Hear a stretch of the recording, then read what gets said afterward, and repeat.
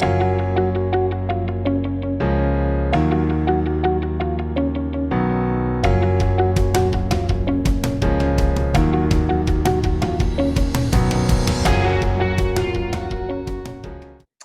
there, everybody. My name is Mr. Chow. I'm an AP Biology teacher, and thank you for watching this video. In this video, I want to go over the 2021 released actual AP Bio FRQ exam, Administration 1. So this was the one in person on paper that was done on May 14th, 2021.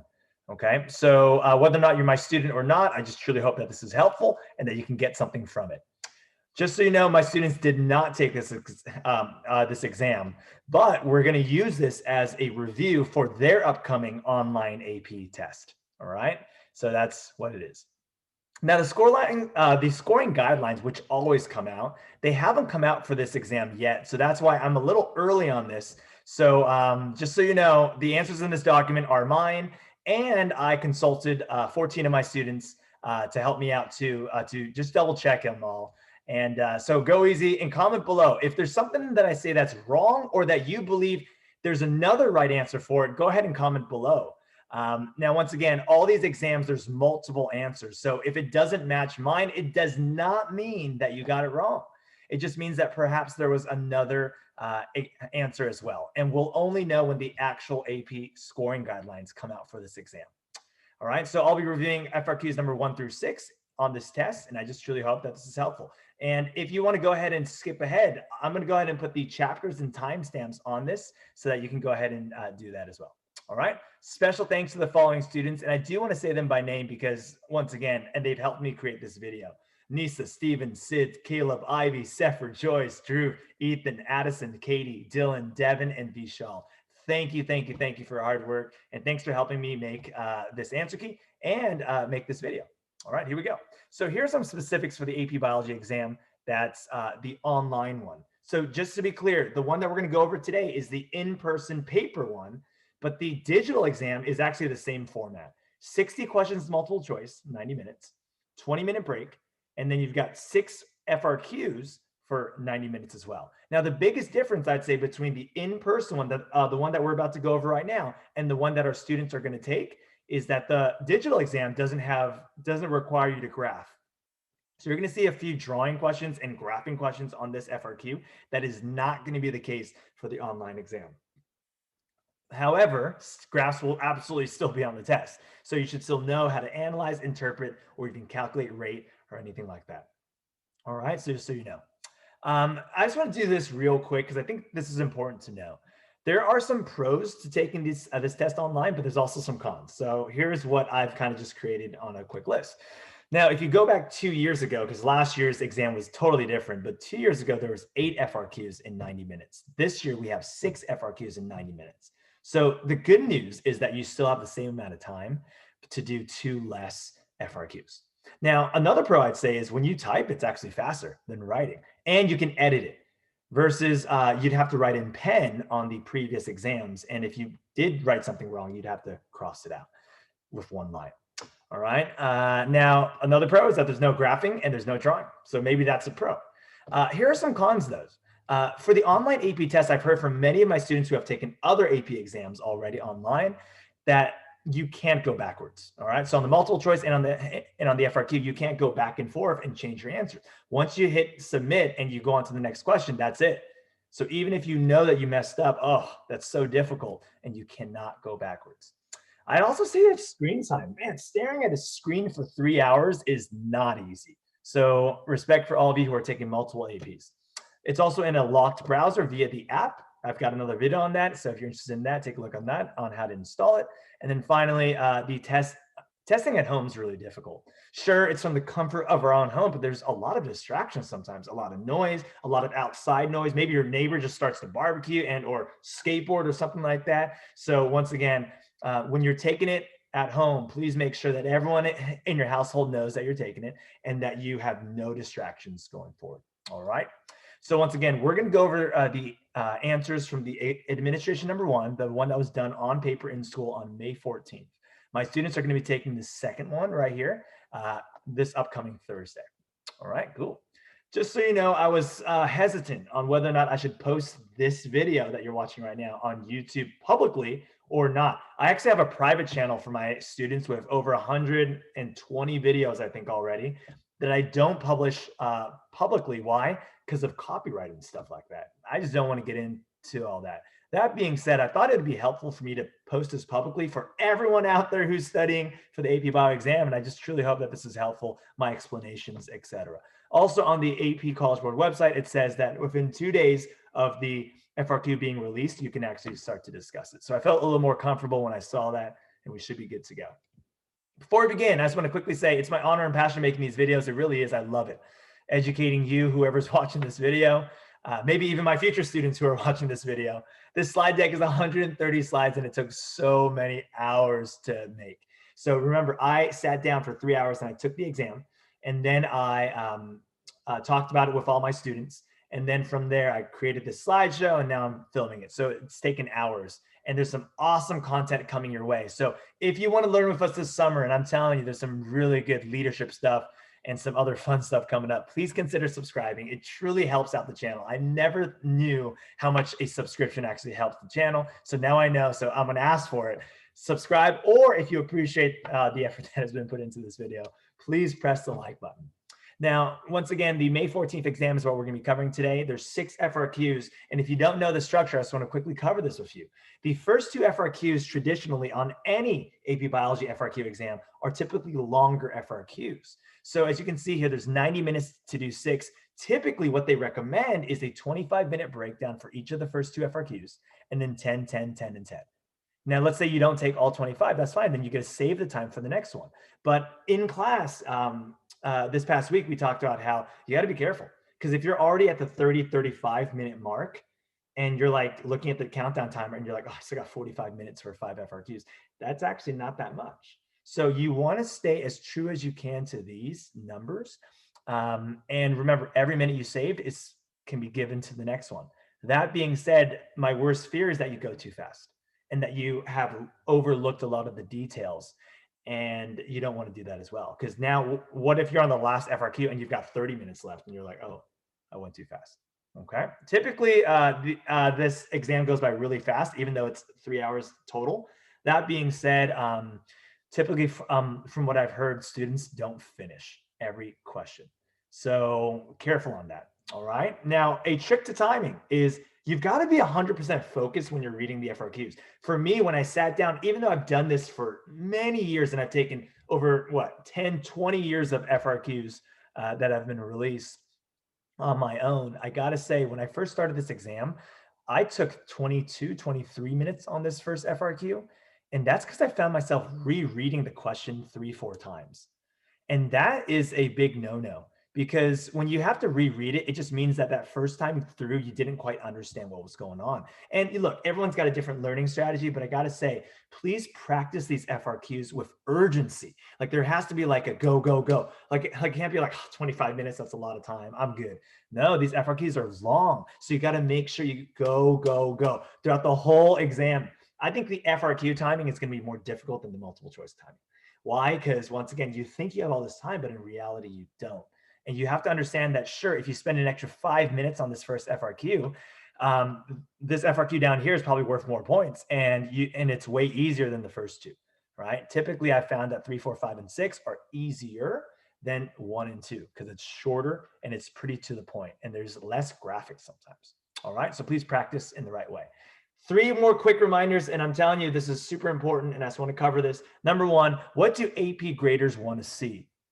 Well, think about it. If you're grading 2,000 plus FRQs of the same question, what do they want to see? They want to see that you've understood and you've learned the important concepts in biology.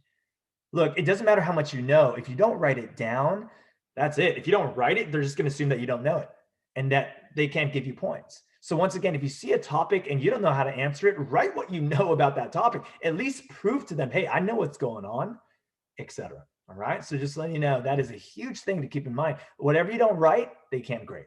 So please make sure it's not just in here, but it's reflected in your writing. Number 2, what if my answer is different than the one seen here? Once again, we don't know the actual scoring guidelines. I could be completely wrong. But once again, I'm putting in the effort and I'm trying to help you out. And hopefully this is helpful to your learning. And remember, there are usually multiple answers to most FRQ questions. So if you finish your FRQ exam and you start talking to your friends, you're like, hey, what did you get here? Which, by the way, you cannot do that. So I'm not telling you to do that, but I'm telling you, if you end up doing that eventually and you're like, hey, what'd you get on that one FRQ with this? And then all your friends have like the same answer and you're like, oh, I failed. But in reality, you got to be careful. Some of them, like if it's yes or no, sure, it's yes or no. There's not any leeway there. But for a lot of them, there's multiple answers and you only need one of the answers to get the full credit. So just letting you know, there's multiple answers. And then number 3, do I need to get 100% on the AP test to pass? No. And once again, this should not be a reason for you to not try, but it should be every reason for you not to stress as much. So the answer is no. And based on the past 5 years, from what I've seen, about 75% to 76% correct will net you about a 5. You see that? Almost no one gets 100%. I think it's like barely anybody every year. So just letting you know, it's probably not possible. So don't stress out if you're missing questions. And this is the whole exam. To get a 4, it's about 60 to 62. And then to get a 3, it's 43 to 47. Every year it's different. That's why I put a range right there. But from what I've seen, that's about it. That being said, if you take a look, the overall pass rate is about 68 to 71% from year to year. It fluctuates depending on how students do. But if you take a look, about 10 to 12% will get a 5. So it's really difficult to get a 5. A lot of my students have actually gotten a 5, so really proud of them. Same thing with a 4, right? And then with a 3 there as well. All right, so just so you know, there is kind of a curve that I've heard, and it's different per year. All right, so just so you know, it's possible, but you've got to be right up there, and every question counts. That's what I keep telling my students. Here we go. Let's begin. Thank you for watching that, and hopefully that was helpful to your understanding of how they're going to grade you on your AP FRQ. FRQ number 1 is the long FRQ, so let's begin. And what I plan to do, and you can skip ahead anytime. What I plan to do is I will read it, but watch this. Whenever I read it, I'm actually taking notes on the side. So what I've done is I truly want you to know how I get a 5 on these AP Bio exams. And just so you know, I'm taking many notes. I'm not just internalizing this. I'm writing down the key things. So why? So I don't have to reread it. So here we go. Polycystic kidney disease, PKD, is an inherited disease that causes water loss from the body and affects cell division. Immediately, I'm writing down PKD equals disease water loss and cell division. So I know that this disease affects water loss and your cell division. So now I don't have to reread it and like, hey, what's PKD again? These are like my notes so that I can just look at my notes as to what's going on. When you're reading it, all you want is a good understanding of what's happening. You don't need to like memorize every detail, but what's going on in the question. Then when you look at the questions that they ask you, you can then go back and figure out, hey, what information did they give you? They actually give you a lot of information on these AP FRQs, and you've got to make sure you're reading for that. So let's continue. Because water movement across cell membranes is related to ion movement, scientists investigated the role of the sodium-potassium pump, ATPase, in this disease. All right, so scientists are investigating the role of sodium-potassium pump. That's what I'm writing down. This is what my notes are. Now, wabane, which I first pronounced as uabane, right? Wabane is a steroid hormone, and it binds to the sodium-potassium ATPase in plasma membranes. Now, individuals with PKD have a what? Genetic mutation that results in increased binding. So I'm just writing this down. Okay, if you have PKD, you have an increased binding of wabane. What is wabane? It's a hormone. That's all that I'm looking at right now. Okay, so as you can see, I'm just going. So I've done enough of these FRQs in which I know I can't reread. So I just write down mini notes. Scientists have treated two kind of cases. Number 1, normal kidneys, NHK cells and PKD cells with increasing concentrations of wabane, and they measured what? For figure 1, the number of cells, and for figure 2, the activity of the sodium potassium ATPase after a period of time. The scientists, okay, so there you go. And then the scientists have hypothesized that a signal transduction pathway that includes the protein kinases. Remember what kinases are? They phosphorylate and activate proteins. MEK and ERK, we've never even learned about that in our class, but all you need to know is that they're proteins that are going to get activated, and they believe and they hypothesize and they're guessing that they're going to play a role in the PKD symptoms. Okay, now I know I'm going fast, so if I went too fast, anytime you can reverse and you can backtrack, etc. So that's what I'm doing, and within a few minutes, I'm already writing down this quick list, probably 5 minutes here in terms of reading. Okay. Now what? Now I look at what they give me. Now I don't fully understand it, but I'm just saying in my head, and this is how I do it. You don't have to do it this way, but this is how I do it. But I'm saying in my head, what's going on? So number one, as you increase, so all I'm looking for are trends. As you increase Wabane, the number of cells are going to go up. Interesting, especially for the PKD cells.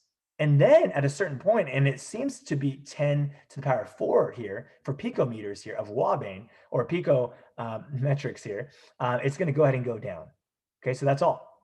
Number two, figure two. All I'm seeing is, okay, there's percent sodium, potassium, ATPase activity. Then as I increase Wabane, well, at some point, it's going to decrease in activity. Whoa. So immediately I'm thinking right now, Wabane, it's probably inhibiting this ATPase from doing its job.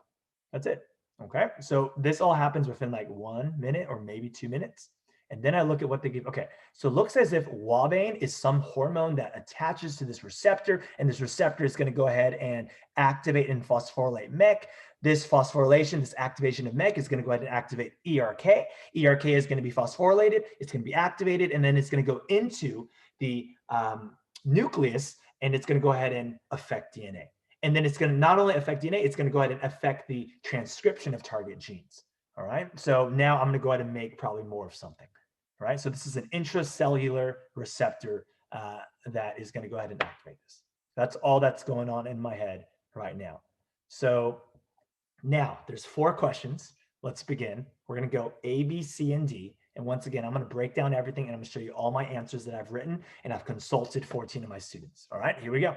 So A, describe the characteristics, this is FRQ 1A, of the plasma membrane that prevents simple diffusion of sodium and potassium across the membrane. So first things first, let's go part by part. So there's 2 questions here, but you're going to write it in one cohesive paragraph. So do you see how usually for these long FRQs, the first question is a gimme? It has nothing to really do with what I just said. It just asks you, hey, do you know about the plasma membrane and how it's semi-permeable and how it allows certain things in and out? So describe the characteristics of the plasma membrane that prevent simple diffusion of sodium and potassium. So this is what I wrote, but the plasma membrane of a cell is composed of a semi-permeable phospholipid bilayer. I want to prove to them that I know what the plasma membrane does, because as you're reading my responses, you know, like, okay, this person knows what the plasma membrane does. It's semi-permeable. It's made up of phospholipids. The phospholipids are what? Hydrophilic on the outside and inside, and then all the tails are facing inwards. So there's going to be some nonpolar hydrophobic layer in there that's going to prevent things from coming in and out. So what can come in? Small nonpolar hydrophobic molecules. Why? Because they can squeeze through the phospholipid bilayer. Now, molecules that are larger, polar or charged, cannot pass through. Now, once again, did I have to do that second sentence? Not really. However, I want to prove to the reader that I understand that you just said sodium and potassium, and those are ions. Those are charged ions. And I want you to know that I know that molecules that are charged, larger and polar, they cannot go through via simple diffusion. What do they need? They need a protein. So I want to communicate that to the reader so that I can get full points. I don't want to just go like, hey, the plasma membrane is semi-permeable. That doesn't quite fully let them know that I fully understand this concept. All right, next. So that's the first part. So let's look at the next one. Explain why ATP is required for the activity of the sodium potassium ATPase. Well, once again, this is one paragraph, but I'm going to bold the second one so that you can see what I'm going to write for that. How is ATP required? Why is ATP required for the activity of the sodium potassium ATPase? So this is what I wrote. ATP is required for the activity of the sodium potassium ATPase because sodium and potassium are charged ions, and they require a protein for active transport. That's a key thing right there, active transport, because I want them to know that I know that sodium potassium pumps are against the concentration gradient. And because they're pushing things against the concentration gradient, then it's active transport, and we need energy to push it against the concentration gradient. By the way, if you're listening right now, just real quick, and you're like, how do you know all this? Well, we just had a whole year of AP Bio. So don't put pressure on yourself like, wow, this class is too hard, I can't do it. Most of my students will tell you that if you just stick to it, if you just do the readings, if you stay with us on our learning, this will all be easy for you at the end of the year. All right, so hang in there. The sodium potassium pump is a form of active transport that requires ATP to pump 3 sodiums out and 2 potassiums in. I want them to know that I know what the sodium potassium pump does against their concentration gradient. Do you see that? That's key right there. That's what I think they're going to grade you on, to stabilize the resting potential of the cell. So remember, the question was just explain why ATP is required, and I went in depth in terms of explaining to them, hey, real quick, sodium potassium pumps, here's what it does. And the reason why ATP is required is because it's going to pump it against the concentration gradient. Okay, awesome. So that's A.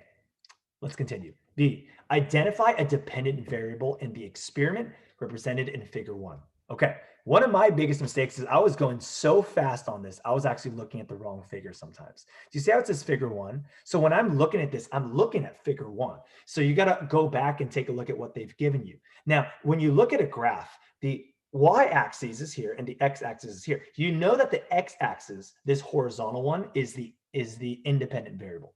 You know that the y-axis is always the dependent variable. So why is that? Well, Wabane is what we, the experimenter, is changing. And that's the definition of an independent variable. What are you changing? We're changing the concentration of Wabane. Well, how are we measuring which one's the best concentration of Wabane? Well, that's the dependent variable. How are you measuring your goal? Well, the number of cells is what we're going to look at. So anything on the y-axis, that is your dependent variable. And that's what we're going to do. That's it. So when I write it down, the dependent variable in this experiment represented in figure 1 is the number of cells. Do you see how I rewrite the question? You don't have to do that, but I like to. It just looks better. They're going to judge you on your writing. They don't know who you are. They don't know what grade you're in. They're just going to judge you on your writing. And I want them to see that, hey, when I write answers, it's professional, it's cohesive. And yeah, it takes a little bit more time to type it out, but not that much time to type it out. All right, instead of just saying number of cells. No, you have to write in complete sentences. And I even said the y-axis right there. Next, justify the use of normal human kidney cells as a control. Why would you want to use that as a control? Well, here's my next part. And I'm writing all this in one paragraph because it's one question. So I'm going to literally type in B and then parentheses. And then I'm going to type in my paragraph. To continue this, if I were to justify why is the control needed, in this experiment, normal human kidney NHK cells are used as a control group and baseline to compare the experimental PKD cells. The range of Wabane concentrations in the experiment proved to be useful in gathering data for the number of NHK and PKD cells. All right. So in short, you need a baseline. You need something to compare to. And usually the control is nothing added. It's just like a normal human kidney cell. And I'm going to go ahead and use that as well. Now, we talked about the range of Wabane in the experiment proved to be useful. There it is. And that's how we're going to justify the use. Now, I'm going to go ahead and go on to the next one. Justify the use of a range. So why would you need a range? Do you see like the different concentrations? Why do we need that? Well, as we can see here, it was pretty important. Because if we just went up to 10 to the 4, we would have just saw an increase for the PKD cells. But we went all the way to 10 to the 9, and we saw that there was actually going to be a decrease for both types of cells that are tested. So why is that important? Well, so this is how I would write it. If only 10 to the 4 Wabane was used, then the experimenters would not have seen the decrease of NHK and PKD cells that the 10 to the 5 to 10 to the 9 Wabane produced. If I'm going ever too quick in this video, go ahead and pause it so that you can actually read what I said. All right, but if not, let's continue. All right, cool. So that's what I wrote there. C, based on the data shown in figure 2. Okay, now I'm going to look at the next figure. Describe the relationship between the concentration of Wabane and the sodium potassium ATPase activity, both for human kidney and NHK cells and in PKD cells. Okay, so I'm going to describe the relationship on both of these cells. Okay, so that's figure 2. So I'm going to look over here. So as you can see, it's pretty consistent. Both of the lines are pretty close together. As you can see here, from what we've seen, that as you increase Wabane, there's not much of a change until what? I'd say around 10 to the 4. And then there's a sharp decline all the way down to 0 pretty much. Okay, so that's what I'm thinking about in my head. So how am I going to put that into words? Based on the data shown, because it just said using the data shown. So I'm going to write based on the data shown. in figure 2. As the concentration of wobane increases, the sodium-potassium ATPase activity decreases in both normal human kidney cells and PKD cells. Pretty straightforward. Do you see that?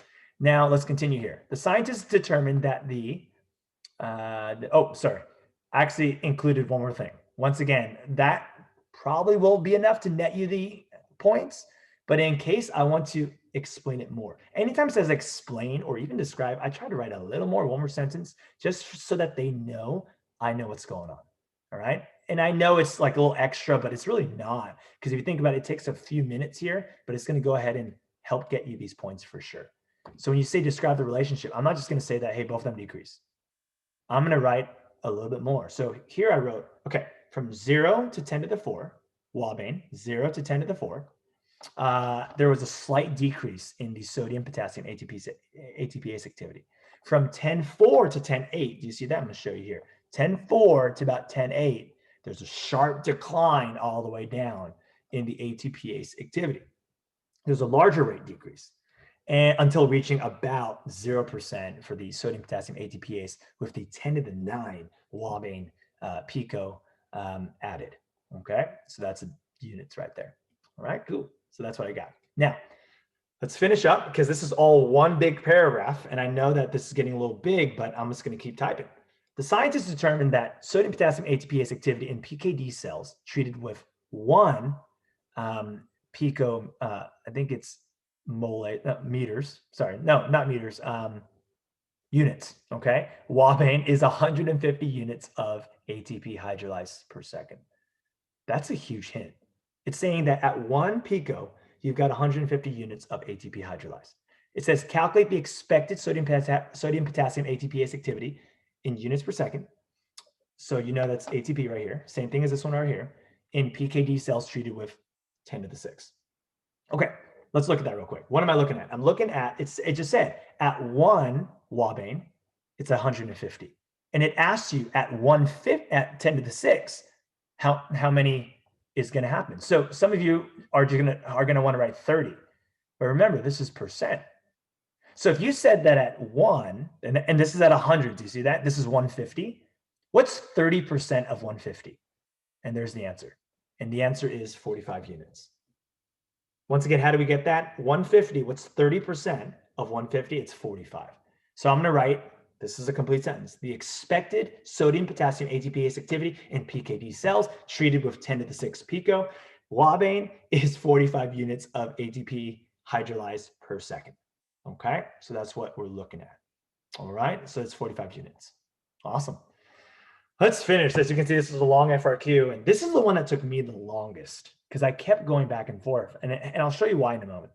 For D, it says, in a third experiment, the scientists added an inhibitor of phosphorylated MEK to the PKD cells exposed to 10 to the 4 wobane. Based on figure 3, predict the change in the relative ratio of ERK to PRK. So predict the change in the relative thing in wobane PKD cells with the inhibitor compared with wobane treated PKD cells without the inhibitor. Provide reasoning to justify your prediction using the data. Okay, so let's go step by step, all right? Because once again, there's 3 questions in one, and sometimes students forget to answer all 3. So make sure you remember all 3. Let's go step by step. Predict the change in the relative ratio. Well, if scientists added an inhibitor, think about it, inhibitors kind of stop phosphorylation from happening. Then the relative ratio will be higher compared to that. Because if you're stopping this from happening, the ratio is going to be higher. And I'll show you that in a moment. So I think I have a photo here. All right, down 1 second. Let me go back 1 second. Okay, so if you're stopping this from happening, think about it. In order to phosphorylate this has to be phosphorylated. If you're stopping MEK from even happening, stopping it right there, this isn't going to happen. If this doesn't happen, then what's going to happen to, and let's go back to the question here, predict the change in the relative ratio of ERK to that. Well, that's obviously going to go up compared to what happened if it actually was phosphorylated. All right, so read that answer and you should be good to go. Now, this is because if PMEK is inhibited, then it cannot phosphorylate ERK and convert it to PERK.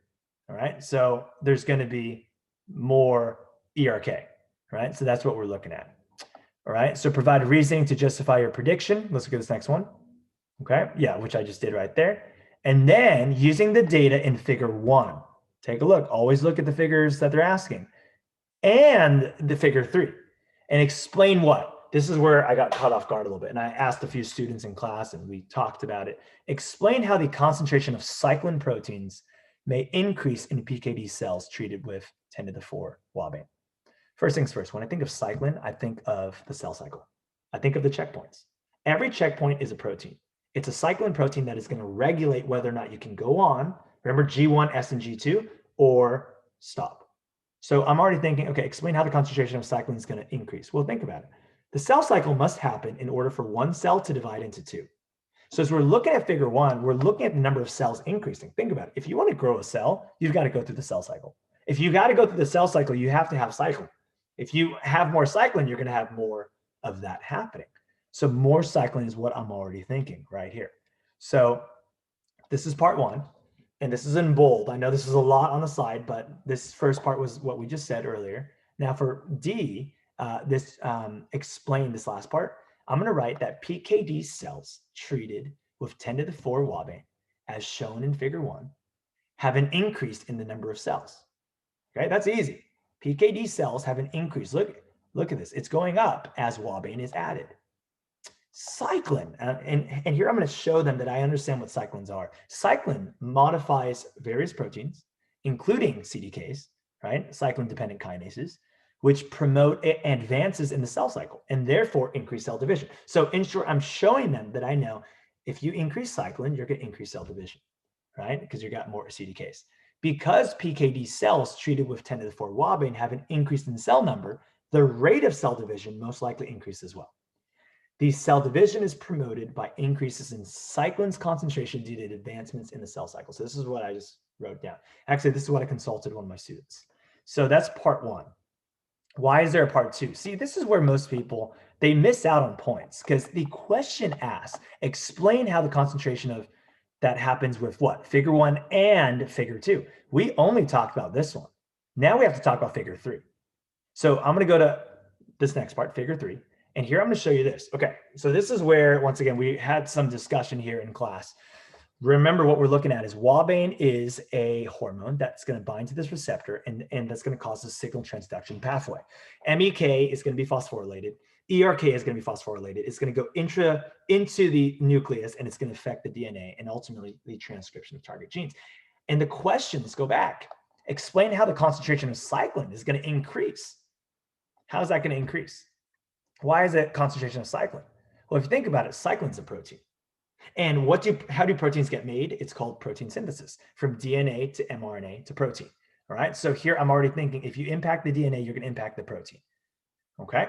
So part 2, using the information provided in figure 3, the signal transduction pathway will lead to the transcription of genes, which will in turn create proteins, which are cyclins. So that's my best answer.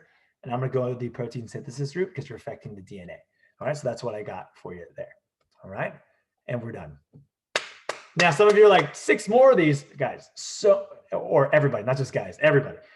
So much easier, right? FRQ 1 was the longest one that took for me, but the other ones are pretty straightforward, including FRQ 2, even though it's a longer FRQ.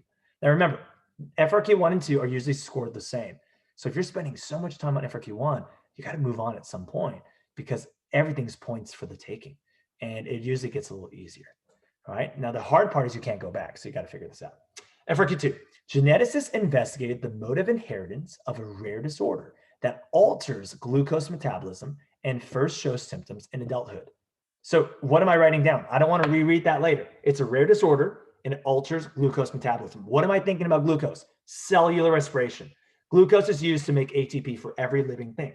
So if you're thinking about it, if it's going to affect a glucose metabolism, then it's going to most likely affect ATP. All that stuff is going on in my head immediately right now. The geneticists studied a family in which some individuals of generations 2 and 3 are known to have a disorder. Based on the pedigree, figure 1, the geneticists concluded that the disorder arose in who? FRQ generation 2, number 2, and was caused by a mutation in mitochondrial DNA. So I'm already just writing down generations 2 and 3 have a disorder, and then I'm writing down a mitochondrial DNA. What is that? Remember, mitochondrial DNA is passed from mom to the offspring. That's immediately what I'm thinking, right? And there's a small section in our textbook about that, but in case you didn't know, there it is, mom to offspring. So those are all clues. And then I get a pedigree. How do I read a pedigree? Well, in class, we learned that circles represent females and males represent squares. And everything from left to right is age based on birth order. So as you can see here, this mom is older than and then the dad. They had how many kids? 1, 2, 3. The oldest kid was a female, second was a male, third was a female. This first oldest daughter got married and had 4 kids. So immediately I'm looking, okay, here's a pedigree, here's 4 different generations, right? And then their kids are here. And we said that 2 and 3 were the generations that were affected. So I'm already thinking about all this. But then I'm already looking, wait a minute. Who got affected? Well, this one right here, but these ones didn't get affected. And look, the only kids to have been affected in generation 3 are not these kids over here. They're the kids of this infected mom. So it looks as if this mom passed on the genes. So this is all that's going on in my head right now. So that's the one that they said that they think a mutation happened and now they have that disorder, right? So there's some other information that's given. Table 2 tells me that there's blood glucose levels, and it tells me that at risk means that you're at risk of getting, right, this disorder, 140 to 199. Anything 200 and above is affected, okay? Anything 140 and below is not. So that's huge in helping me figure out who's going to be the ones that are infected. And then they give me this table. And once again, these are the average glucose levels in generation 4. And I want to quickly go back here. Generation 4 are all the ones we don't know. Are they affected or not? But they do give us their blood glucose levels. And it told us that if you're at risk, you're going to be 140 to 199. And then if you're affected, you're 200 and above. So immediately I'm thinking, okay, these are what's given here. Now, individual 2 has 190, and that's a lot. That's like at risk, but borderline going to have the affected, all right? So I'm already thinking, okay, that person right there is at risk. Who else? 170. That person's super high because remember, the bracket was like 140 to 199. So that one too. So I'm already thinking in my head, even before I even look at the questions, okay, what's going on? Who are the ones that are affected? 1, 2, and even this one down here, 165. Okay, so those 1, 2, and 4 are already popping in my head like, okay, they're happening. All right, here are the 4 questions. Let's begin. The disorder alters glucose metabolism, all right? Describe the atoms and bonds of glucose molecule. Once again, this has nothing to do with this question. They just want to see, do you understand glucose? And do you understand what it entails? So here's what I wrote down. The chemical formula of glucose is C6H12O6, right? That's 1 glucose. It has 6 carbons, 12 hydrogens, and 6 oxygens. It asks you, and the bonds. So in class, we talked about how there's different types of bonds: ionic bonds, covalent bonds, and hydrogen bonds. Those are the main 3 we talked about in biology. All the bonds that hold together 1 glucose are covalent. Well, how do we know that they're covalent? Well, because C, carbon, hydrogen, and oxygen are all nonmetals. In class, we looked at the periodic table briefly in the biochemistry unit, and we said, hey, what are nonmetals? Anything to the right of the staircase. So as you can see, carbon, hydrogen is also included. That's the one thing on the left that's a nonmetal. And then oxygen. They're all nonmetals. A nonmetal bond to a nonmetal is a covalent. If you look at any ionic bond, like a sodium chloride, like a salt, sodium is a metal because it's on the left of the staircase with the exception of hydrogen, and then Cl is on the right. Non-metal, metal, ionic. Non-metal, non-metal equals covalent. That's it. That's how you tell if it's covalent or ionic. That's it. Let's say like you're looking at like, I don't know, like H2O. Is that ionic or is that covalent? Well, H is a nonmetal, oxygen is nonmetal, so that's a covalent bond. That's it. And once again, these are all intramolecular forces. We're not talking about intermolecular forces, because if you take 2 water molecules, that's a hydrogen bond, because that's an intermolecular force versus intra. That's too much, all right? So here we go. That's how we did A. B, using the template in the space provided for your response, construct an appropriately labeled graph based on the data in table 1. Now, do you have the graph? No. So this is not applicable to you who are taking the online exam. This is only for the people who took the in-paper exam. What you should have done is you should have looked at this table right here, and all you got to do is graph it, okay? So they use some error bars here. Why? Because it's plus or minus 15. So I had a student quickly sketch it. He actually didn't know that I was going to use it. So thank you, Sid, if you're listening, period to AP Bio, you for sharing this with me. But yeah, just something like this would have worked. He went up by 10. He labeled the axes. As you can see, how do you know which one's the X and Y? Well, think about it. What are you manipulating? Or what are you changing? You're changing the individual. How are you measuring the difference of the individuals? You're looking at the blood glucose level. So that's going to be on the Y-axis. So here I go. And the biggest number here is 190. That's why he went up to 200. Do you see that? So he's going to chart them all out. Here's all the individuals, and it's a bar graph because you're comparing these different ones. And then he titled it as well. So you had to have done that on this exam in order to have gotten those points. Next, determine one individual who is at risk of developing the disorder and has significantly different blood glucose level than that of individual generation 4, number 1. So let's take a look at that. Generation 4, number 1, at risk. What is at risk again? 140 to 199, at risk. Generation 4, number 1. So I'm comparing it to this person. And once again, the question was, who has a significantly different blood glucose level who's still at risk than that? Okay, here's what I'm thinking. 170 is my baseline.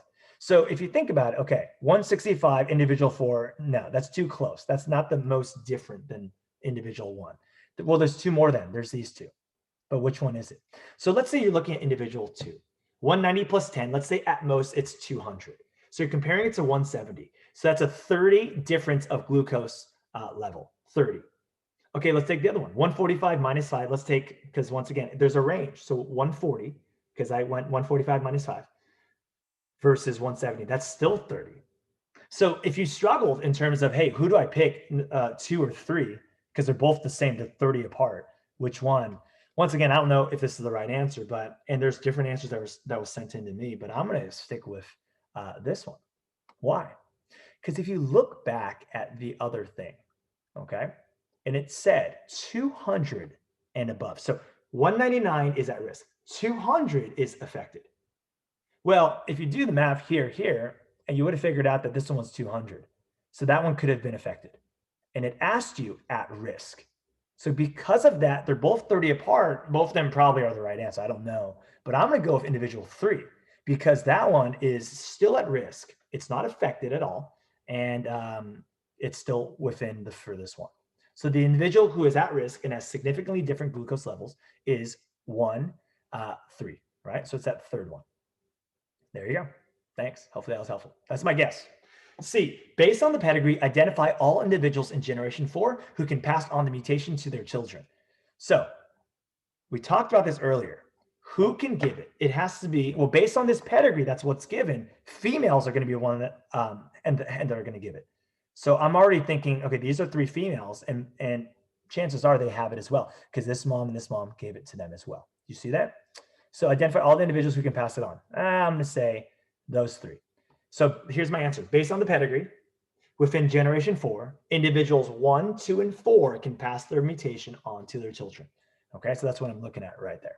D, based on the fact that individual generation 2, number 2, is affected, a student claims that the disorder is inherited in an X-linked, sex-linked recessive pattern.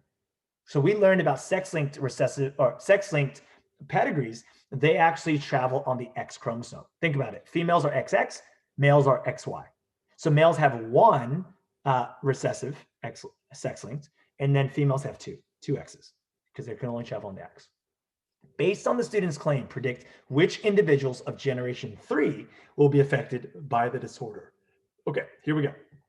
Based on the student's claim that it's sex-linked. We don't know if it's sex-linked or not, but based on their claim that it is, predict which ones would be if it's sex-linked. All right, so here's what I wrote. If the pedigree followed the student's claim that the disorder is inherited by sex-linked, then honestly, none of the females should be affected and have the disorder, right? If you really think it's sex-linked, then why? So let me show you why. Here we know that the affected female is recessive. So once again, if you've studied pedigrees, you know that anything fully shaded is homozygous recessive.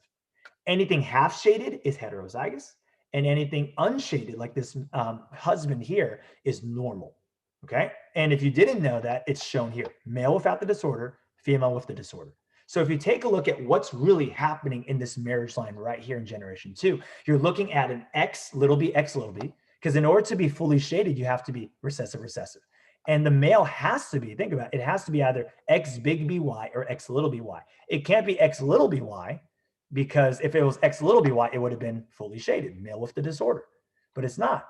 So if you take a look at the results here, if these two came together and you said that it was sex-linked, then none of your daughters, look at this, none of your daughters would have had the disorder, because they would have been heterozygous. And even though they're a carrier for the disease, the disorder, it would still be normal. So these daughters should have been half shaded if this was sex-linked. Let's look at the males. There's no chance that a disordered homozygous recessive female and a normal male can have a disordered affected son. There's no way. Look at it. Look at the and look at this Punnett square. But look up here. You just said that these two came together and there's two males that had it. So when you look at my response, it's true.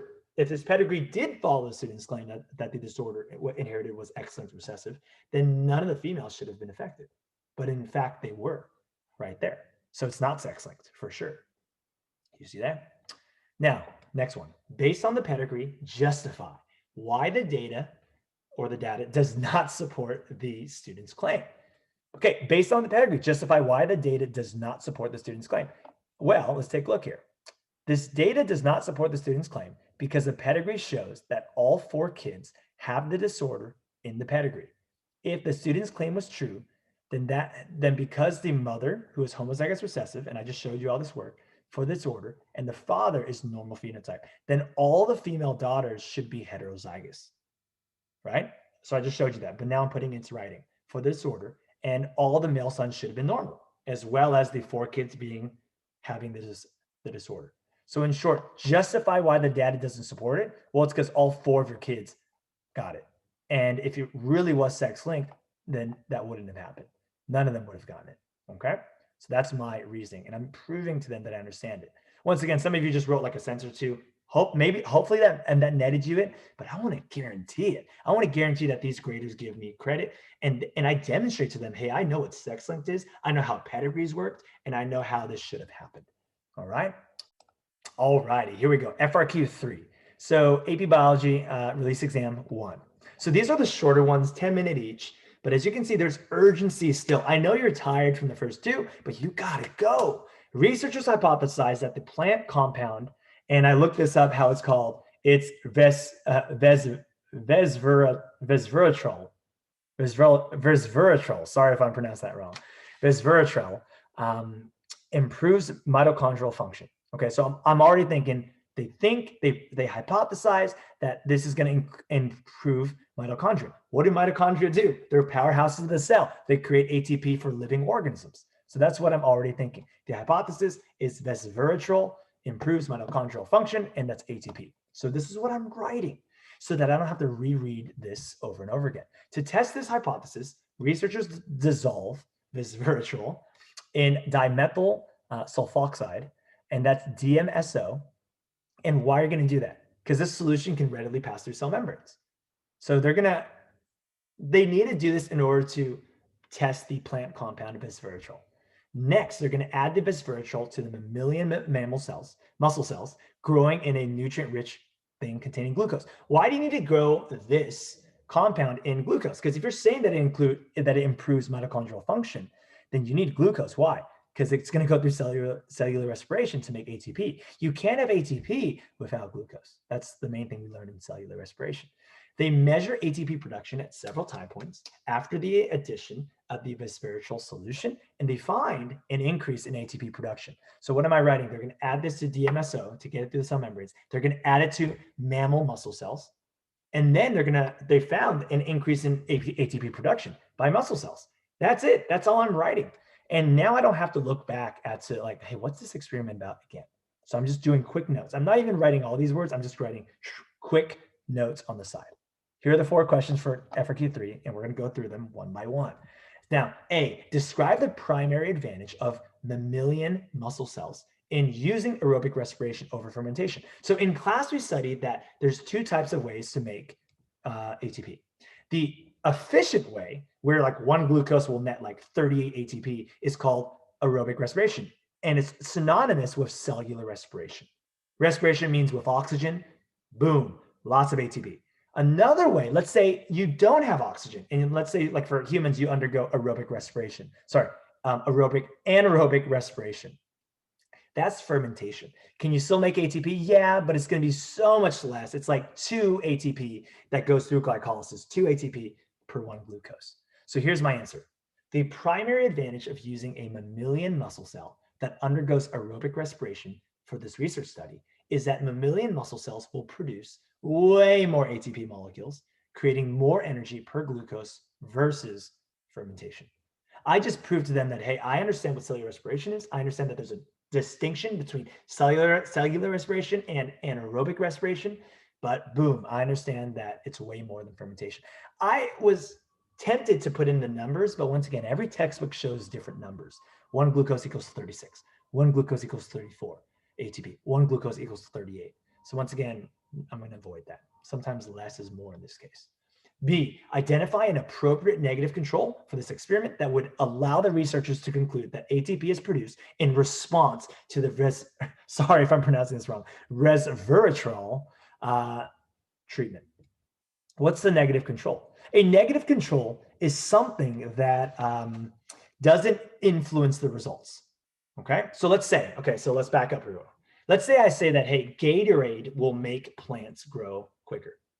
Gatorade. So what am I going to do? I'm going to take a plant, I'm going to put Gatorade, and I'm going to see if it makes it plant. But what's the control group? Well, I'm going to have another plant in which I just add water. So that's like normal conditions. And then I'm going to compare the two plants.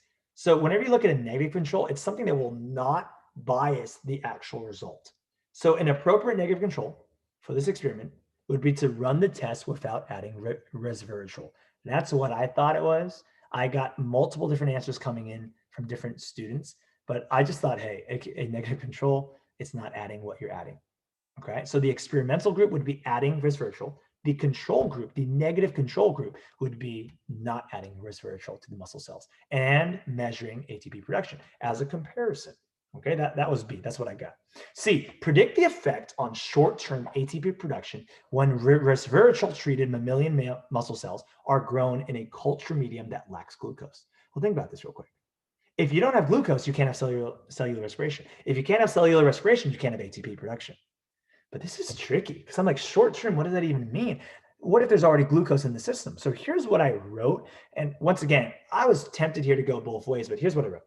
If resveratrol treated mammalian mammal cells are grown in a culture medium that lacks glucose, then ATP production will decrease. That's what I wrote. But then I went on and I want them to know that, hey, I understand this. And eventually when the original glucose runs out, then cellular respiration will stop and ATP production will not happen. I was tempted to just say it's no ATP will be produced, but in my mind, I'm like, wait a minute.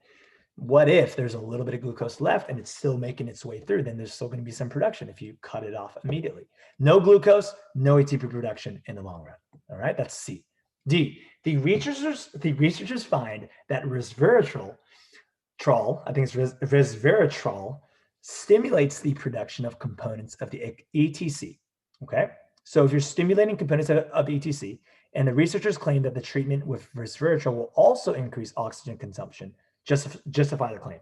Immediately in my head, I'm thinking, what are the 3 stages of cellular respiration? Number 1, glycolysis. Number 2, citric acid cycle, or otherwise known as the Krebs cycle. Number 3, which is the most important step for aerobic respiration, cellular respiration, is oxidative phosphorylation. I'm going to quickly jump here. And I just pulled this from Google. So how does oxidative phosphorylation work, and how do you make 38 ATP per glucose? Well, in short, high energy electron carriers make their way to the last stage, which is on the inner membrane of the mitochondria. And what do? They drop off their electrons. When their electrons get dropped off, their electrons get pulled down this thing called the ETC, the electron transport chain. And the electron transport chain is pulled by what? Oxygen. Oxygen is the final electron acceptor. It's super electronegative. It's going to pull the electrons down. Well, why is the ETC important for creating ATP? Why? Because as the electrons make their way through these intermembrane proteins, these intermembrane proteins will open up. Well, why is that important?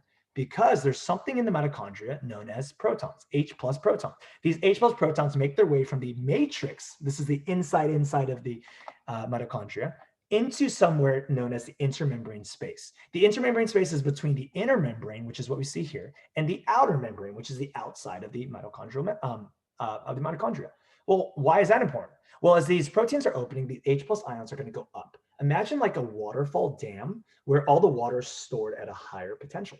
Well, the moment this dam opens, all the water is going to go down. It's going to spin these turbines. There's a process called chemiosmosis, and there's something called the ATP synthase. Well, when the H plus ions that have an influx up here in the intermembrane space, when they go down back to the matrix, well, these H plus protons are going to go and spin these turbines in this process called chemiosmosis, and that makes a lot of ATP. I think it's like 34 ATP per glucose.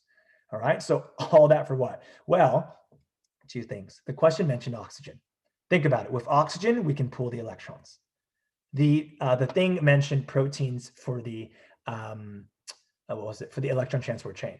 With proteins, we can then push the H plus.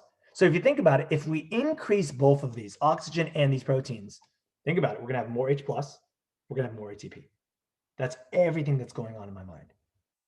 So here's my answer. The claim that resveratrol stimulates the production of components of the ETC and increases oxygen consumption, that can justify the researchers' hypothesis that resveratrol improves mitochondrial function and can increase the ATP production by muscle cells. So that's literally what I just got from that thing. Here's where I prove that I understand what's going on.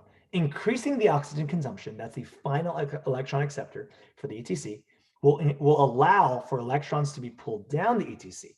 Producing more components of the ETC will allow for more H plus ions to go into the intermembrane space, used for what? Chemiosmosis, which is the process used to run ATP synthesis. This is what I wrote out when I first took it. All right, so that's what I was thinking, and that's how you justify the claim that these researchers are going to find. Remember, in the very introduction of the question, it says that ATP will go up. So, yep, we just justified that claim. Whew. Number 3. That's number 4. Let's go. Keep going, everybody. 3 more to go, and these are quick. All right. So 4. In 1981, a single immature male, and I looked at how this was pronounced. Geospiza, it's like pizza. Geospiza conerostris. Sorry if I'm pronouncing that wrong. This finch flew more than 100 kilometers from the Galapagos Islands to another Galapagos Islands. So once again, big thing here. The finches are a major evidence for evolution when it came to Darwin's understanding of natural selection. Originally, they came from the South America main continent, and they flew out to these islands. And we call that adaptive radiation. So they're going to come out to these islands and ultimately, think about this, and this is way too much information, but this is what I'm thinking about. When they go to these different islands, they adapt to the food source. So let's say there's like nuts. Well, you're going to need a larger beak. And let's say there's birds with smaller beaks at these islands. Well, they're not going to most likely get the food. And if you don't get the food, you don't survive. If you don't survive, you don't pass on your traits. That is all right there, evolution right there in natural selection. Those who survive can reproduce. Done. If you reproduce, you pass on your genes. And over time, the population looks more and more like you. Okay? So these birds fly over to this new island where there's another finch living. And what ended up happening is it ended up breeding with this other finch. And this other finch is called G. fortis, a species common on this island. Now, when this new finch and the original finch on that island mated, the F1, so the children generation, F1 generation, finches, and later generations only in their lineage. And they found that there's 23 birds now, including 8 breeding pairs with this hybrid lineage on this new island. The hybrid lineage became known as Big Bird. Now, I thought that was a joke at first, but it's not. I Googled it. It's true. Big Bird exists, not the Sesame Street one, but the actual one that exists in this hybrid state.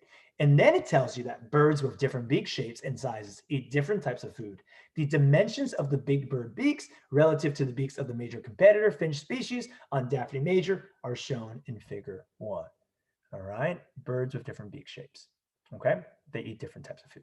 So that's all the information that's given to you. What do I write down? I write down, hey, there's a new immigrant finch It's the Geospiza conorostris.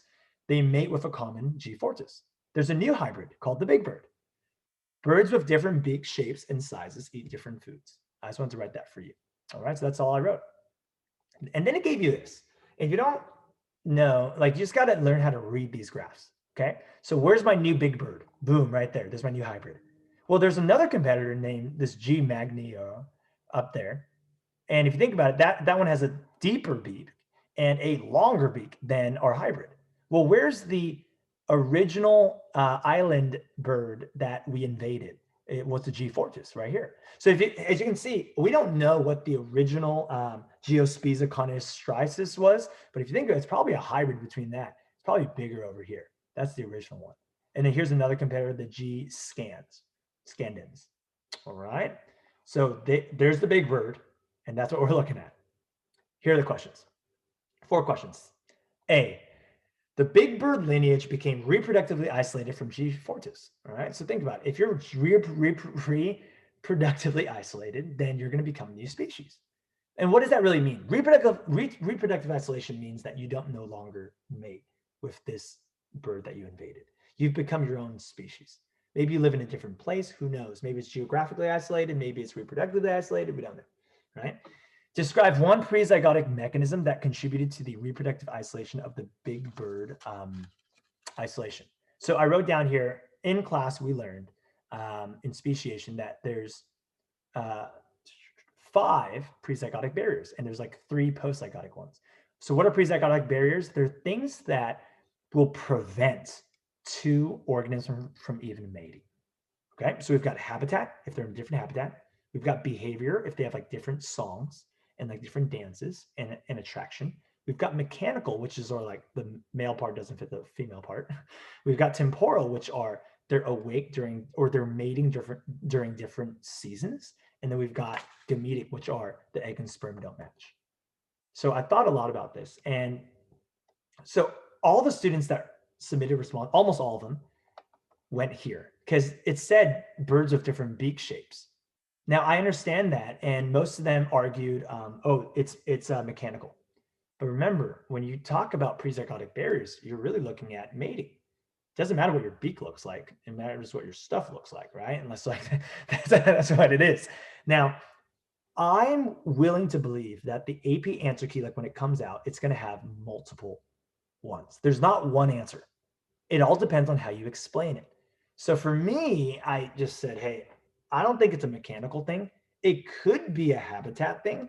It could be a temporal thing, but I'm going to go with behavior because in like, I think it was like the blue-footed booby was the in our textbook was the example for prezygotic barriers for behavior.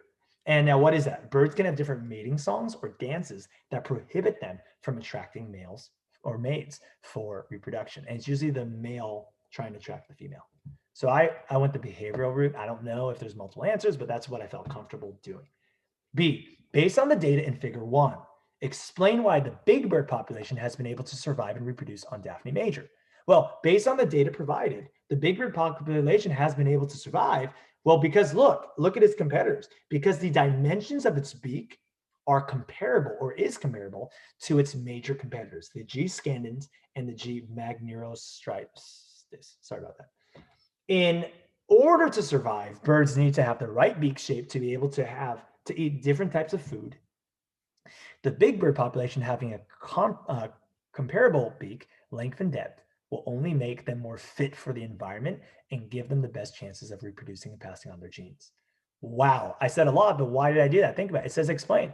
Explain why the big bird population has been able to survive and reproduce. Well, think about it. In order to reproduce, you have to survive. In order to survive, you need to be best fit for the environment's food. And you need to be best fit to get the food, right? So this whole idea of more fit, I think that's like, that's the key right there. To explain to them that you understand evolution. Remember, when you're doing these AP FRQs, don't just answer the question. Prove to them that you know what evolution is and what biology is, and that you've learned something, all right? So use this as an opportunity to prove to them, hey, give me that pass because I deserve it. I know what's going on. C, a virus infects and kills all of the G. magnirostris. on Daphne major. So this is like the competitor. It's that one on the very top right on Daphne major, but does not affect the other finch species. Assuming food type and availability still stay the same, predict the most likely change in the beak phenotype of the big bird. Okay, let's go back here. Do I have a picture here? I want to quickly point this out. These are all removed. Remember, every species fits a niche. It's like the responsibility in an ecosystem. So if you remove all them, but you leave everything else the same, think about it. There's an available food source. And if there's an available food source, most likely organisms are going to adapt to it. Why not? Right? I think in class we talked about the competitive exclusion principle and how when you remove one, another one, it will just fit the better niche. Let's say this is the better niche. Well, my prediction is going to include that. And I said that the most likely change in the big bird phenotype over the next 6 generations is that the big bird's phenotype will actually increase in depth and length. Originally, I wanted to say that it's going to stay the same. Maybe you can argue that and still get it right. But I'm like, no, there's an available niche. Most likely it's going to increase. Slow. It's not going to become all big, but hey, the ones that have the bigger phenotypes of these, let me go back here. The ones that have a bigger one, so like these ones right here, they're going to get this food source first, and then they're going to figure out, wait, that's a whole nother one. And then they're going to reproduce. And over time, these are going to pass on their genes, making them bigger, bigger, bigger, and bigger. Okay, that's how natural selection works and change over time. D, provide reasoning to justify your prediction. Well, here's my reasoning. With the virus killing all of this new competitor or this competitor, there will most likely be a new available niche. That's a keyword right there of prey for the big bird population to consume. That being said, this will most likely cause the big birds to fill out that new niche. And over time, change will occur because the big birds are able to consume the new source of food, which will live and pass on their genes, longer and deeper beak to the next generations. Do you see that? Pause it there if I'm going too fast, but there's my justification. 5 out of 6, let's go, almost done, woohoo! So annual plants complete their life cycle, including germination. Okay, let me read it out for you. We're looking at plants and there's a life cycle, there's germination, there's seed production, and then there's death within 1 year. Ambrosia, trifida,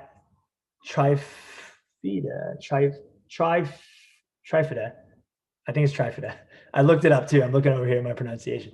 Giant ragweed is an annual plant that readily colonizes any land that has a disturbance. That's huge.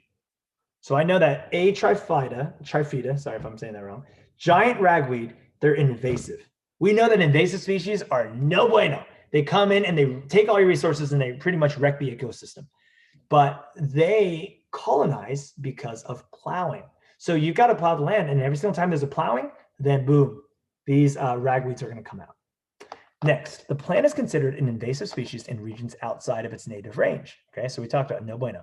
In a particular region, the seeds of A. trifida, sorry if I'm saying that wrong, germinate from early March to end September. So it's a little bit earlier. While the other seeds of annual plants, other plants, are a little bit later, so late April. It's about a month and a half away, and then all the way till late summer. So there's a lot of plants here, but the ragweed is going to go ahead and germinate earlier.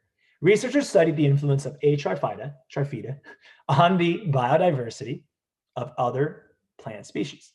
So the purpose of this, and biodiversity is a huge part, I wrote down, study biodiversity in other plants. So they're going to study that the biodiversity of other plant species that grow in the same field. In early spring, the researchers marked off identical plots of land in a field that has been plowed the previous fall and not replanted. Okay, think about this. Early spring, they're going to look at 2 different identical plots of land that have both been plowed, but not replanted with new crops. All plants that grew on the first one were left untouched, while the germinating ones of A. trifida seedlings were removed. So think about it. As the seedlings of this ragweed are there, they're going to remove all of them. Okay. If you remove the seedlings, you can't get really the plant. Well, it's rare for you to.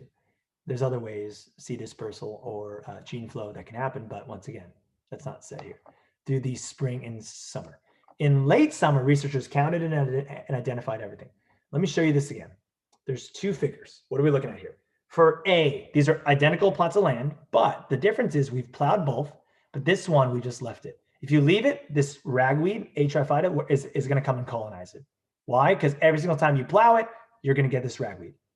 But what was the difference in B? In B, You remove the seedlings of all these Atriphytas. Like you saw them coming up and you removed them.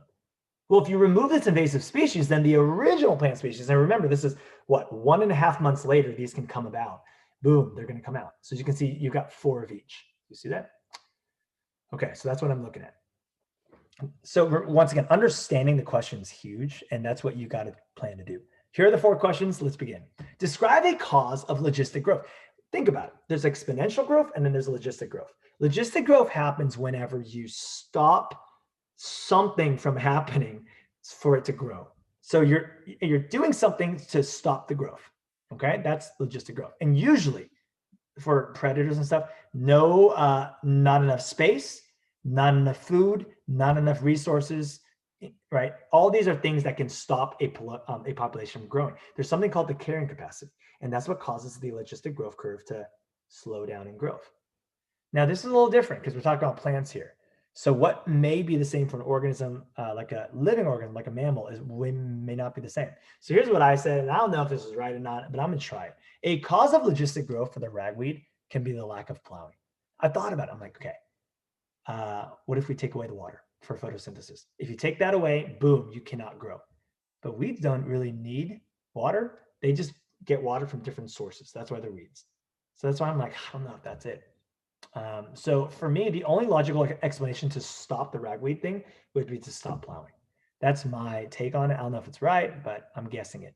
If there is no more plowing, then the ragweeds will not be able to grow and the population will stop increasing. That's what I was able to say in that ragweed population. Once again, there's a lot of different ones here. So if you don't agree with that, maybe there's another answer. I don't know. Maybe you can comment below. Maybe you're right, okay? But that's my guess, and that's what I would put. Once again, you don't need 100% to get a 5, so it's okay if you miss some of these points. Based on the representation of figure 1, think about that one with the ragweeds, explain why scientists claim that plot B would be more resilient than plot A in response to sudden environmental change. Why is diversity important? Diversity is important because if everyone had the same genetics and there's one virus that came through that affected those genetics, everyone would die. So that's why you want to have genetic variation. Plot B would be more resilient than plot A because it has more genetic diversity. With more genetic diversity, most likely you can't wipe out everybody. Genetic diversity is important for evolution during an environmental change because with genetic diversity, the gene pool is more diverse, and with more diversity comes a greater chance of surviving in the case of a sudden environmental change. If the plot only had one species, so like this is in figure 1, then and the environmental change affected, then most likely the plant would all die off. All right. So yeah, you've got a lot of ragweeds in figure 1, but that's no bueno because it could wipe everyone out. C. In a third group of plots. Okay, now we've looked at the 2 plots that they've given us. This is the third one. The researchers removed all seedlings of plants that germinated before June 1st. All plants that germinated after June 1st were left untouched. So here we go. They're going to remove everything before June 1st. And this is towards the tail end, like halfway through probably, of this cycle. All plants that germinated after that was left untouched. Using the template in the space, draw and represent what you think would be there. Draw no more than 12 symbols.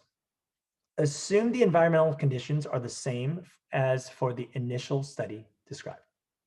Now, let's think about this real quick. You're removing all the seedlings one time. That's it. So this is the one that I was thinking, I'm like, oh, I don't know on this one.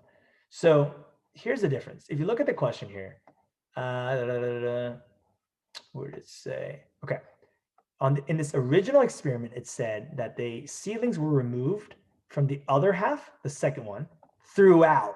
That was the key word that sealed the deal for me, throughout the spring and summer. So whenever it would come out, it would remove. So you would keep removing it, and you would just keep removing the invasive species. But if you look here, this is where, maybe I'm thinking too much, I don't know. But when I saw this, I'm like, wait a minute, you're removing it one time, and then you're leaving it untouched. And that's key. So in that case, here's what I'm thinking. The figure 1 would draw, the figure I would draw, not 1, the figure I would draw would have equal numbers of these different things. 3 of each, that's what I drew. Now, I don't know if that's true. Now, once again, maybe I'm thinking too much. It could be only these new plants and no ragweed. It could be more ragweed because they've taken control. It could be anything. But if I were to guess, and I'm thinking like this, like 1 point, I just draw an equal amount of each. So I draw 3 of each. There's 4 different ones. So 12 equal. 3, 3, 3, 3, and 3. Okay. And that's what I got. So once again, I don't know if that's true, but that's what I think I would put. An invasive species, okay, so explain how an invasive species such as a ragweed affects ecosystem biodiversity. Well, an invasive species such as ragweed decreases the overall environment biodiversity because what do? Invasive species use up all the resources originally intended for the native plants. Invasive species disrupt the natural flow and ecological balance of ecosystems. That's what they do. They even cause habitat destruction. That's how bad invasive species are. They can kill everything, as well as extinction amongst the original native species, especially ones that don't have a natural predator. You just go in and you just take advantage of everything. And so, yes, you're going to wreck the ecosystem biodiversity. All right, here we go. FRQ 6, and thank you everybody for staying with us. This is a lot, but we're almost done. Last one. Let me read it out for you. There's 2 parts, so I'm going to read them both. The small invertebrate krill species. Okay, and I looked up how to pronounce this one as well. Where is it? It's somewhere here. Actually, no, I couldn't find the pronunciation on this one, so I'm going to try it. Thysanois inermis is adapted. So this krill species is adapted to cold water, 4 degrees Celsius. That's cold. Over the past 10 years, there has been a gradual increase in the water temperature of the krill's habitat. Okay, so it's gradually increased. Now, a sustained increase in water temperature will ultimately affect the ability for the krill to even survive. So it likes cold water, krill, and then if the water temperature increases, it can die. One effect of higher temperatures is what? Protein misfolding. Now, I'm thinking of denaturation immediately. High temperature equals denaturation. Now, krill have HSP genes. What are HSP genes? Well, they can create heat shock proteins. Genes can create proteins. DNA can be synthesized, it can create proteins. These proteins help misfolding. So sure, there's something called denaturation if you increase the temperature, but these krill species have HSP genes, which make proteins to save themselves, okay, and to prevent misfolding. Second part, scientists concluded experiments on this krill species to detect changes in the expression of HSP genes when the krill were exposed to temperatures above that. Okay, so they're going to do some experiments and to see what happens if we put krill in bigger temperatures. An experimental group of krill was put in 4, and then it was put into 10, okay, and then it was put back into the 4 because they want to see how they adapt and how they react to a higher temperature. That's like 2.5 times, right, of that. And then there was a control group in which you left in the 4, put in another 4, put in another 4. And then they found out at the end, and if you keep reading here, that these in the control krill had no transcription of genes. So why is that? So I'm already thinking, wait a minute. If you're keeping it at 4, you don't need HSP genes and you don't need HSP proteins. Heat shock proteins are only important if you are put in a higher temperature. So that being said, there's no genes transcribed. Okay. So that's everything that I'm thinking about as I'm reading it 1 time, maybe 2 times. Okay. And then it said that the experimental group, there's 3 mRNAs. And what do mRNAs do? They create proteins, most likely HSP proteins. Then they give you this, and I'm just reading it here. Okay, these are all 3 different genes of the same experiment. 4, 10, 4. So all these krill are being put in. Now you notice when they're in the 4, they're just chilling. There's no proteins being created. The moment you put them in, these heat shock proteins start getting activated, and they start being needed to be created from the genes. So what do you see? Well, first you see a shoot up in mRNA 2. See that? Number 2. Then you see it goes down. But then you see a shoot up in mRNA 1.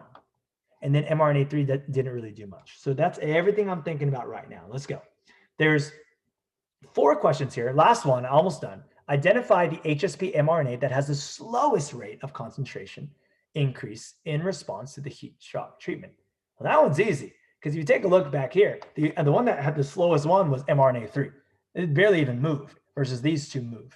So I'm going to write, according to figure 1, the HSP mRNA that has the slowest rate of concentration increase in the response to heat shock treatment is mRNA 3. Done. That's easy. That's identify. You don't need to explain, just identify. 1 sentence, done. B, describe. This is where it needs a little bit more explanation here. Describe the trend in the average concentration of mRNA 1 throughout the experiment. So it's asking you, so go back here, look at number 1. It's going to slowly, it's going to slowly increase. And this is, so most students would just say there's an increase and then a decrease. But once again, I want full points. So here's what I would write. I'd break it down by section. Between 0 and 3 hours, when the krill was maintained in tanks with 4 degrees salt water, it remained low, almost unchanged. Then between 3 and 6 hours, the krill were placed into tanks with 10 degrees salt water, and the average went up what? About 5. Increased to about 5, right, in total. Slowly increased consistently. Then from 6 to 10, there was a constant increase of 20 every single time we tested it, every single hour, right? 20, 20, 20, 20, until a high concentration at 25 at 10 hours. Then for the last 2 hours between 10 and 12, there's a total 10 drop over the 2 hours. Do you see how that, it asked me to describe the trend. I'm not supposed to say it goes up and down. No, it goes slow, it goes up, and it goes back down towards the end. That's the best way, in my opinion, to really prove to them, hey, give me the pass, give me the 5, give me the best grade, like 3, 4, 5, doesn't matter, as long as it's a pass, and give me the points. The scientists hypothesized, that heat shock proteins, HSPs, translated from mRNA-1 plays a greater role in the refolding proteins than the HSP translated from mRNA-2. So they're saying that 1 is better than 2. Use the data to support the hypothesis. So I don't know if I have it. Oh, I got to go back 1 second. Okay, why is 1 better than 2? Well, I would argue that 1 goes higher. See that? It goes 25 versus 20. I would argue that it goes longer. Instead of just going up and down, it goes longer. So that's what I'm already thinking about. So here I've got my answer. The data from figure 1 supports the hypothesis that HSP translated from mRNA-1 plays a greater role than mRNA-2. mRNA-1 had the highest concentration, that's what I'd write about, 25, at 10 hours, and still had 15 at the very end of that, 15 at the end, okay? Versus if you take a look at the mRNA-2, it had the high of 20, but then it went down to 0. Do you see that? So it just stopped at the very end. Having more mRNA concentration would lead to more HSPs, which would prevent misfolding at higher temperatures. That is how I'm going to use the data to support the hypothesis. All right, pause it if I'm going too fast. Last one. Woohoo! mRNA, I've been going for like an hour probably. I don't even know how long I've been going for. mRNAs 1 and 2 are transcribed from the same gene. Explain how a cell can produce 2 different mRNAs from the same gene. Well, a cell can produce 2 different mRNAs from the same gene through a process called alternative splicing. For eukaryotes, there's a nucleus and there's something called mRNA processing, in which we splice out the introns and we keep the exons, which are the coding pieces of the mRNA, and then that's going to be translated to a protein. So I just wrote about how alternative splicing is a process in which we can control gene expression and create different combinations of mRNA. Anytime splicing happens, introns are spliced out, exons are kept in, and that's the work of the spliceosome. Once again, I don't even need to talk about the spliceosome, but I want to prove to them, hey, I know what I'm talking about, and this is my best answer, okay? Once again, I'm an AP teacher. I've been doing this for many years. Did I get 100% on this? Probably not. But thank you, everybody, for watching till the end. I hope this was helpful, and I wish you the best on your AP tests, and I hope you enjoy learning and studying bio. Bio is awesome, and I'm so grateful that you are investing your time into it, and I just hope that you enjoy it. And then once again, if there's any comments, if there's any like disagreements with me, no problem. I had limited time. This is the best I got, but go ahead and comment below and I'll respond. Thank you, thank you, thank you, and I'll see you next time. Bye. Subscribe too. If you haven't already, we've got some awesome stuff coming this summer. Bye.